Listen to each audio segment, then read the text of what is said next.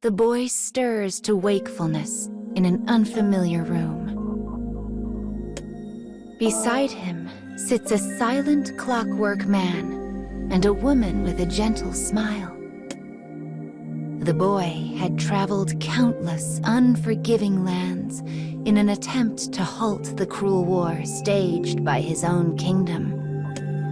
Yet he now finds himself in the comfortable bed of a civilian. "What happened?" he asks. The man apologizes for acting on his own discretion. He explains how the woman came to their aid when the boy fell victim to a mighty seizure.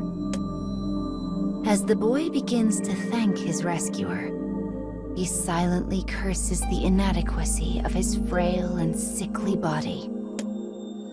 But irony rules the day, and he launches into a coughing fit before he can finish speaking.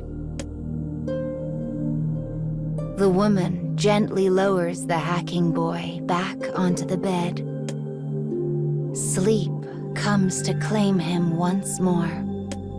Perhaps this is because illness has worn him to the bone, or perhaps it is due to the radiant warmth of her hands. As he drifts away, he takes a moment to appreciate the brief moment of respite.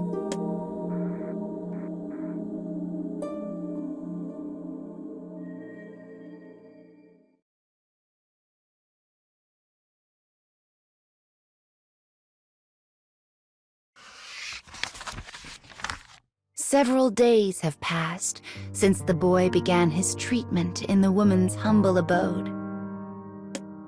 He occasionally hears commotion erupt outside. The townsfolk talk of nothing save the war. The fires of battle spread daily across the land, and they fear their town will soon be set to burn.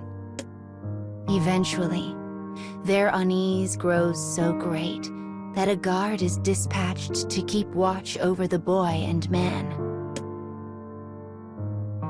"I have to form my alliance as quickly as possible," thinks the boy. "I must forge a peace among these warring nations." Despite the boy's conviction, his weakened body fights him at every turn. Instead of helping the people, he finds himself increasingly reliant on their aid. The pain of his fever and cough is soon joined by the endless throb of a guilty conscience. The woman tends him briskly and efficiently.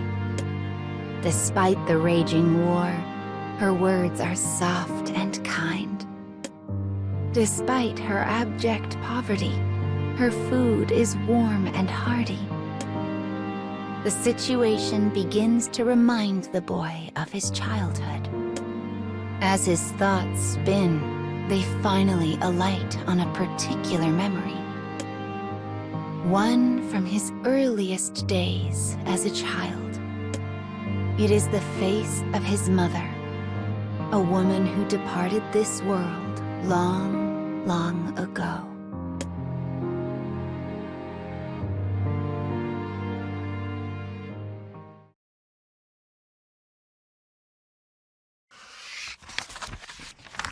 Slowly but surely, the boy progresses in his recovery. One day, a thought occurs to him. Why is this woman working so hard for me? And why does she remind me of my mother? The boy asks his clockwork companion if he knows anything of her circumstances. The man nods and reaches for a nearby picture frame that is turned face down. He flips it over to reveal a family photograph.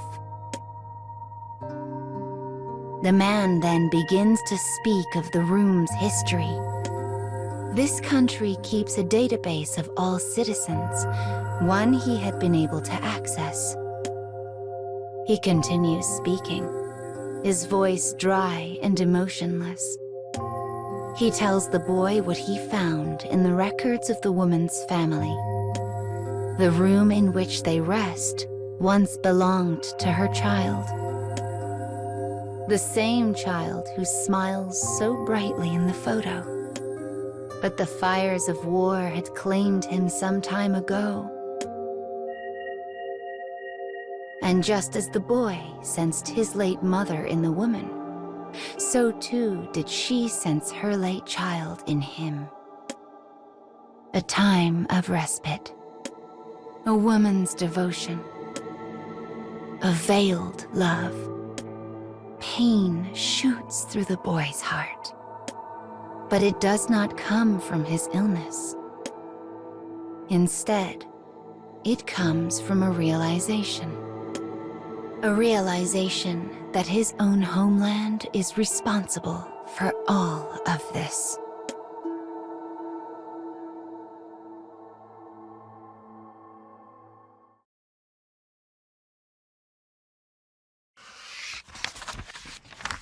The woman's endless devotion stems from her conflating the boy with her own dead child. A child that was killed by the very war the boy's homeland had started. This truth lay heavily on the boy's heart. "Enough," he says to the clockwork man.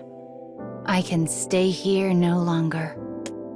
He dresses himself and uses his staff to rise from the bed. As the man reaches to steady the boy, the distant rumble of cannon fire rings out.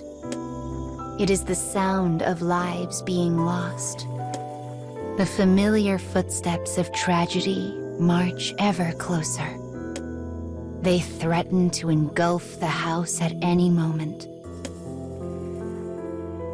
The woman suddenly leaps from her bed and rushes to the pair, begging them not to leave. "Let me go," says the boy. "I am not your son. I am from the kingdom, and royal blood flows in my veins." Shock breaks out across the woman's face before slowly morphing into hatred. "It's your fault," she growls. "Your fault.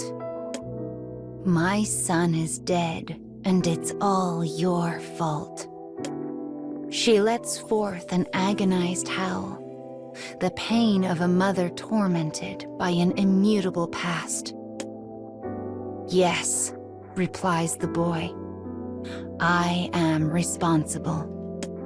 He bows his head deeply. He knows he is the target of her hatred, and he knows that it is earned. As they abandon the house, the boy's fever spikes, and the pain threatens to blot out his consciousness. But he continues stumbling on. He will protect the woman and her house. He will stop the war. He will bear the burden of hate for as long as he must. That is why he walks on, and why he never looks back.